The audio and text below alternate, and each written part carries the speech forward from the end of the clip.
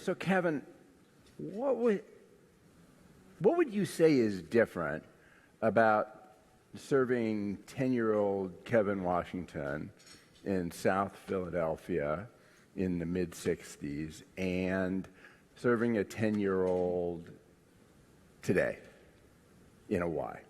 What's the same and what's different? What's timeless and what's changed? Well, what hasn't changed is really having caring adults. That hasn't changed. That will never change. I think what's different, we didn't have internet. We didn't have a phone walking around. We didn't have all these other distractions that were in our faces. There is a society that's broken in some instances.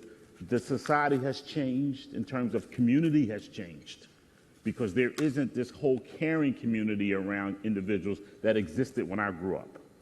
You know, I hear the story all the time, and when I lived on Ligg Street, I knew that if I got too far out of line, Miss Alice, Miss Jones, Mr.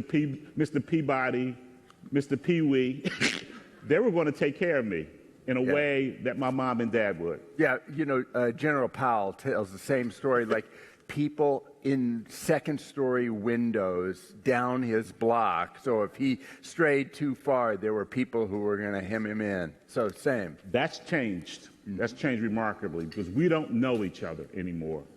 And that makes a difference in how we treat and work with one another. So I think that's been the most significant change. And technology has changed the whole spectrum of how we engage with one another as well. So how